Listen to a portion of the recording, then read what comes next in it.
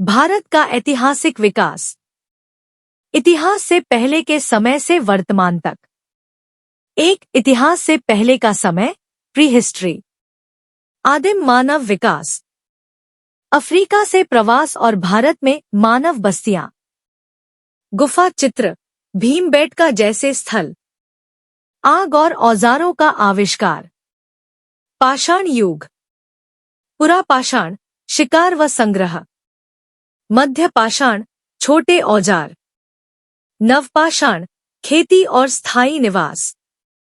आदिमानव और अफ्रीका का गहरा संबंध है, क्योंकि अफ्रीका को मानवता का पालना, क्रेडल ऑफ ह्यूमैनकाइंड, माना जाता है। वैज्ञानिक शोध के अनुसार आधुनिक मानव, होमो सेपियंस, की उत्पत्ति लगभग 2 लाख साल पहले अफ्रीका में हुई थी। पूर्वजों का विकास। अफ्रीका में सबसे पहले प्राचीन होमिनिड जैसे ऑस्ट्रालोपिथेकस अफ्रेंसिस पाए गए, जिनसे आगे चलकर होमो सेपियंस का विकास हुआ। महत्वपूर्ण स्थल। पुरातात्विक स्थलों जैसे तंजानिया के ओल्डुवई गॉर्ज और दक्षिण अफ्रीका में स्टर्कफोंटेन गुफाओं से आदिमानव के जीवन के साक्ष्य मिले हैं। महान प्रवासन। अफ्रीका से करीब 70,000 साल पहले आधुनिक मानव अन्य महाद्वीपों की ओर प्रवास करने लगे, जिसे आउट ऑफ अफ्रीका थ्योरी कहा जाता है। आधुनिक मानव के शुरुआती विकास, व्यवहार और उपकरण निर्माण में अफ्रीका की भूमिका अत्यंत महत्वपूर्ण रही है। ऑस्ट्रालोपिथेकस अफ्रेंसिस, ऑस्ट्रालोपिथेकस अफारेंसिस, होमिनिड का एक प्रारंभिक प्रजाति था, जो लगभग 39 लाख से 29 लाख साल पहले अफ्रीका में पाया गया। यह प्रजाति मानव विकास की कड़ी में एक महत्वपूर्ण चरण मानी जाती है, क्योंकि इससे आधुनिक मानव, होमो सेपियंस, के विकास की शुरुआत होती है। प्रमुख विशेषताएं। शारीरिक संरचना, द्विपाद चलने की क्षमता, 2 पैरों पर चलना। ब्रेन साइज लगभग 400 से 500 घन सेंटीमीटर, जो आधुनिक मानव से बहुत छोटा है। हाथ और पैर पेड़ों पर चढ़ने और जमीन पर चलने दोनों के लिए अनुकूलित थे। महत्वपूर्ण खोज। लूसी 1974 में इथियोपिया में पाई गई ऑस्ट्रालोपिथेकस अफ्रेंसिस का एक प्रसिद्ध कंकाल है, जो लगभग 32 लाख साल पुराना है। इससे पता चलता है कि इस प्रजाति ने पहली बार द्विपाद चलने की क्षमता विकसित की थी। होमो सेपियंस तक यात्रा। ऑस्ट्रालोपिथेकस अफ्रेंसिस से होमो हैबिलिस विकसित हुआ, जिसे हैंडमैन कहा गया, क्योंकि इसने पत्थरों के औजारों का उपयोग करना शुरू किया। इसके बाद होमो इरेक्टस आया, जिसने आग की खोज और लंबी यात्राएं करने की क्षमता विकसित की। अंततः होमो सेपियंस यानी आधुनिक मानव का विकास हुआ, जिन्होंने जटिल भाषा, समाज और संस्कृति को विकसित किया। यह यात्रा लाखों सालों की जैविक और सांस्कृतिक प्रगति का परिणाम है, जो हमें हमारे प्राचीन पूर्वजों से जोड़ती है। मानव के पूर्वजों के पास पूंछ हुआ करती थी, लेकिन लगभग 2 से 2.5 करोड़ साल पहले, जब बंदरों से कपी एप्स का विकास हुआ, तब पूंछ धीरे धीरे गायब हो गई। यह बदलाव मुख्य रूप से जीन में म्यूटेशन, जेनेटिक म्यूटेशन, के कारण हुआ। पूंछ का गायब होना मानव के विकास में एक महत्वपूर्ण कदम था, क्योंकि इससे शरीर का संतुलन बनाए रखने के लिए अन्य संरचनाओं का विकास हुआ, जैसे कि रीढ़ की हड्डी का निचला हिस्सा, कॉक्सिक्स। यह बदलाव मानव को द्विपाद चलने, 2 पैरों पर चलने में मददगार साबित हुआ। पूंछ का गायब होना मानव विकास का एक रोमांचक पहलू है। यह लाखों वर्षों के धीरे धीरे हुए जैविक बदलावों का परिणाम है। कब पूंछ थी? लगभग 2.5 करोड़ साल पहले, जब हमारे पूर्वज प्राचीन बंदर, मंकीज, थे, उनके पास पूंछ हुआ करती थी। यह पूंछ उन्हें पेड़ों पर चढ़ने और संतुलन बनाए रखने में मदद करती थी। गायब क्यों हुई? जब मानव के पूर्वज, कपी या एप्स, जमीन पर अधिक रहने और द्विपाद चलने लगे, तो पूंछ की आवश्यकता नहीं रही। एक जीन में म्यूटेशन, TBXT जीन, जिसे टी बॉक्स जीन कहा जाता है, के कारण पूंछ धीरे धीरे गायब हो गई। अब क्या है? आज हमारे शरीर में पूंछ की एक अवशेष हड्डी है, जिसे कॉक्सिक्स कहते हैं। यह हमारी रीढ़ की निचली हड्डी है और पूंछ का अंतिम अवशेष मानी जाती है। यह बदलाव लाखों वर्षों में मानव को आधुनिक बनाने में मददगार साबित हुआ। 2. सिंधु घाटी सभ्यता 3300 से 1700 ईसा पूर्व। सिंधु घाटी सभ्यता इंडस वैली सिविलाइजेशन भारत और पाकिस्तान के उत्तर पश्चिमी हिस्सों में स्थित एक प्राचीन सभ्यता थी, जिसे हड़प्पा सभ्यता के नाम से भी जाना जाता है। यह दुनिया की सबसे पुरानी शहरी सभ्यताओं में से एक थी। यह सभ्यता सिंधु नदी और उसकी सहायक नदियों के किनारे विकसित हुई। प्रमुख स्थलों में हड़प्पा पाकिस्तान, मोहनजोदड़ो पाकिस्तान, धोलावीरा भारत, कालीबंगन भारत और लोथल भारत शामिल हैं। पतन के कारण सिंधु सभ्यता के पतन के स्पष्ट कारण ज्ञात नहीं है, लेकिन कुछ संभावित कारण निम्नलिखित हैं। जलवायु परिवर्तन, नदी प्रणाली में बदलाव और सूखा, आर्यों का आगमन, नए लोगों का प्रवेश और संघर्ष, प्राकृतिक आपदाएं, बाढ़ और भूकंप, नियोजित शहर, जल निकासी प्रणाली, व्यापार। प्रमुख स्थल हड़प्पा और मोहनजोदड़ो 3। वैदिक काल 1500 से 500 ईसा पूर्व भारतीय इतिहास का एक महत्वपूर्ण कालखंड है, जिसमें आर्यों का भारत आगमन, वैदिक साहित्य की रचना और धार्मिक सामाजिक संरचनाओं का विकास हुआ। इसे मुख्य रूप से 2 भागों में विभाजित किया गया है, ऋग्वैदिक काल और उत्तर वैदिक काल। वेद भारतीय धार्मिक और सांस्कृतिक परंपरा के 4 प्रमुख ग्रंथ हैं, जिनका संक्षिप्त विवरण इस प्रकार है। ऋग्वेद सबसे प्राचीन वेद, जिसमें 1028 भजनों के माध्यम से देवताओं की स्तुति की गई है। यजुर्वेद यज्ञ और अनुष्ठानों के लिए उपयोग किए जाने वाले मंत्रों का संग्रह। सामवेद संगीत से संबंधित वेद, जिसमें ऋग्वेद के भजनों को गाने की विधि बताई गई है। अथर्ववेद दैनिक जीवन, औषधि और जादूटोने से संबंधित मंत्रों का संग्रह। वेदों ने वैदिक काल में धार्मिक, सामाजिक और दार्शनिक आधार प्रदान किया। आर्यों का आगमन और वेदों की रचना। वर्ण व्यवस्था का विकास, धार्मिक और सामाजिक संरचनाओं की शुरुआत। 4 महाजनपद काल 600 से 321 ईसा पूर्व। यहाँ 16 महाजनपद और उनके मुख्य क्षेत्र। वर्तमान स्थान 1 अंग, वर्तमान बिहार और झारखंड के कुछ हिस्से।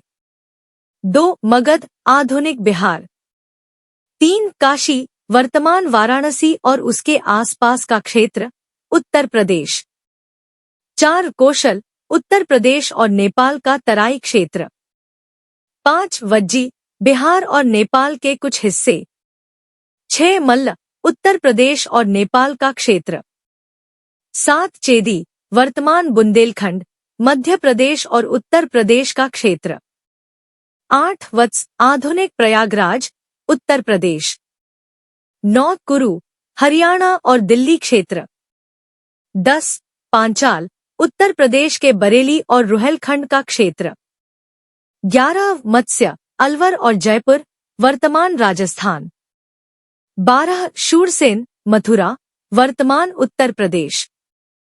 13 अश्मक, दक्षिणी महाराष्ट्र और आंध्र प्रदेश का क्षेत्र। 14 अवंती, मध्य प्रदेश के उज्जैन और मालवा क्षेत्र। 15 गांधार, वर्तमान अफगानिस्तान और पाकिस्तान का क्षेत्र। 16 कंबोज, वर्तमान अफगानिस्तान और उत्तर पश्चिम पाकिस्तान का क्षेत्र। मगध सबसे शक्तिशाली महाजनपद। बौद्ध और जैन धर्म का विकास। ये महाजनपद प्राचीन भारत के राजनीतिक, सांस्कृतिक और आर्थिक केंद्र थे। 5 मौर्य साम्राज्य 321 से 185 ईसा पूर्व। चंद्रगुप्त मौर्य द्वारा साम्राज्य की स्थापना। मौर्य वंश 322 ईसा पूर्व 185 ईसा पूर्व प्राचीन भारत का एक शक्तिशाली और प्रभावशाली राजवंश था। इसकी स्थापना चंद्रगुप्त मौर्य ने की थी और उनके मंत्री चाणक्य, कौटिल्य ने इसमें महत्वपूर्ण भूमिका निभाई। मौर्य साम्राज्य की राजधानी पाटलिपुत्र, वर्तमान पटना, थी। यह साम्राज्य अपने चरम पर अशोक महान के शासनकाल में पहुंचा। अशोक द्वारा बौद्ध धर्म का प्रचार और राज्य का विस्तार। सम्राट अशोक मौर्य वंश के तीसरे और सबसे प्रसिद्ध शासक थे। उनका जन्म 304 ईसा पूर्व में पाटलिपुत्र, वर्तमान पटना, में हुआ था। वे राजा बिंदुसार और रानी धर्मा के पुत्र थे। अशोक का शासनकाल 268 ईसा पूर्व से 232 ईसा पूर्व तक रहा। 6 गुप्त साम्राज्य 320 से 550 ईस्वी।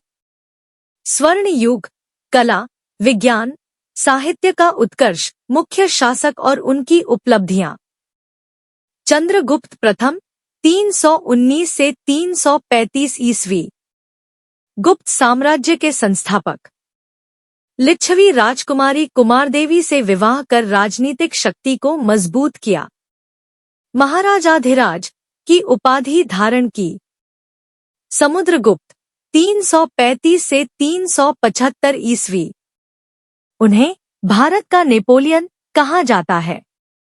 अपने सैन्य अभियानों से साम्राज्य का विस्तार किया।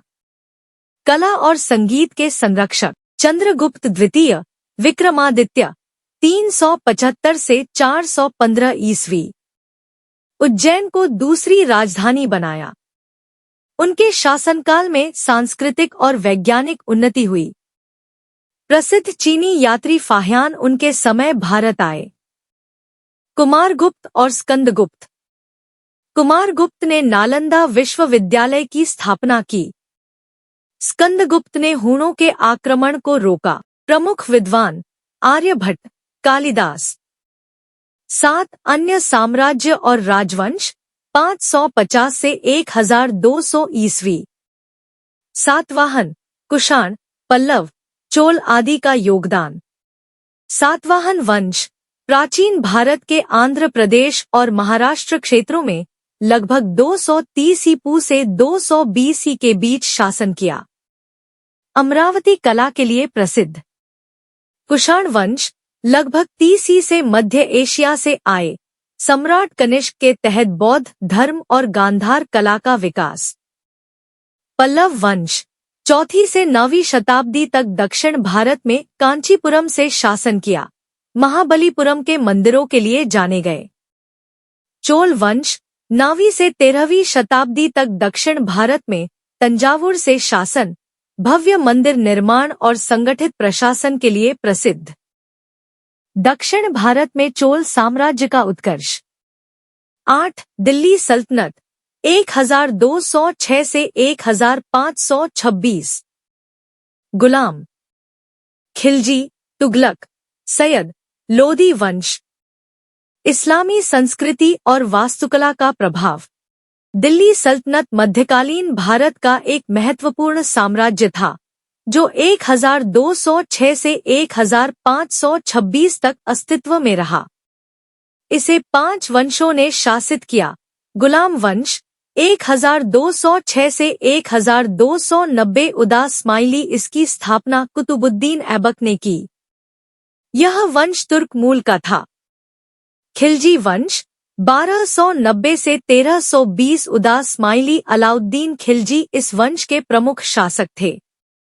तुगलक वंश 1320 से 1414 उदास्माइली। मोहम्मद बिन तुगलक और फिरोज शाह तुगलक इसके प्रसिद्ध शासक थे। सैयद वंश 1414 से 1451 उदास्माइली। यह वंश कमजोर था और इसका प्रभाव सीमित रहा।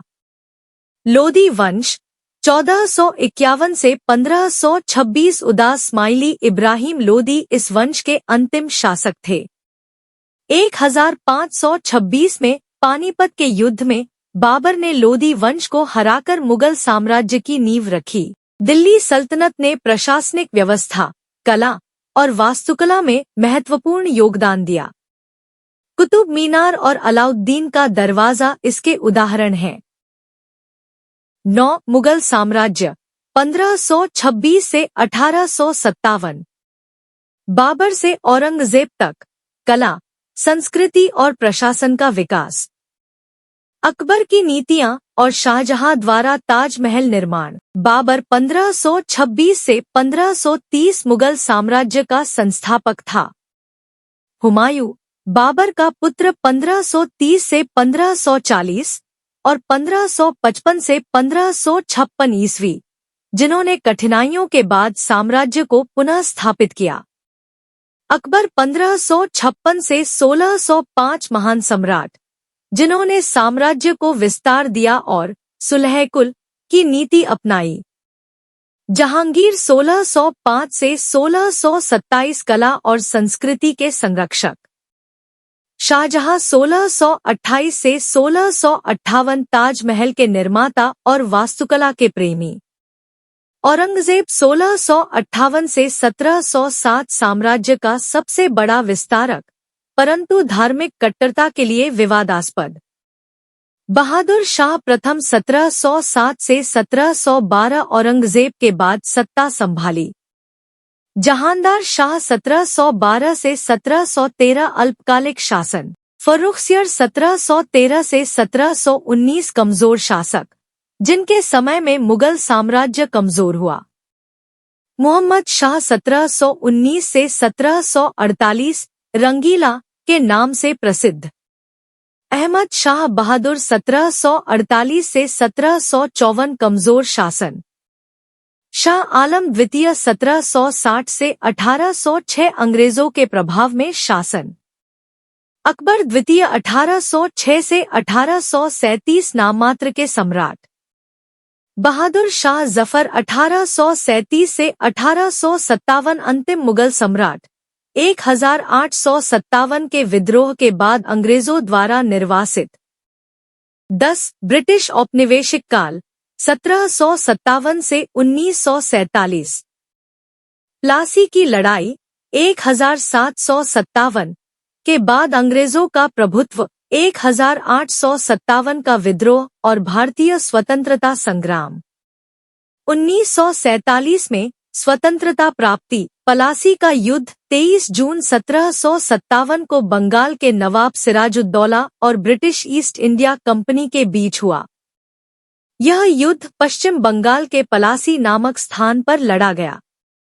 कारण, नवाब और अंग्रेजों के बीच व्यापारिक विवाद और सत्ता संघर्ष। परिणाम, नवाब की हार और मीर जाफर को बंगाल का नया नवाब बनाया गया। महत्व, इस युद्ध ने भारत में ब्रिटिश शासन की नींव रखी। 1857 का विद्रोह, जिसे भारत का पहला स्वतंत्रता संग्राम भी कहा जाता है, ब्रिटिश ईस्ट इंडिया कंपनी के शासन के खिलाफ एक बड़ा विद्रोह था। यह 10 मई 1857 को मेरठ से शुरू हुआ और धीरे धीरे दिल्ली, कानपुर, झांसी, अवध जैसे क्षेत्रों में फैल गया। मुख्य कारण, ब्रिटिश शासन की विस्तारवादी नीतियां, धार्मिक हस्तक्षेप, आर्थिक शोषण और चर्बी वाले कारतूस का विवाद।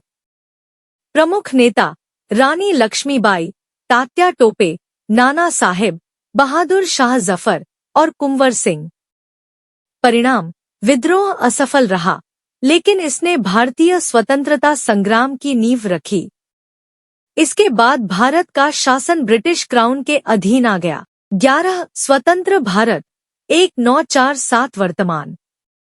1947 भारत को स्वतंत्रता मिली। 1950 भारत गणराज्य बना, संविधान लागू हुआ। वर्तमान, लोकतंत्र और वैश्विक स्तर पर उभरती अर्थव्यवस्था। धन्यवाद।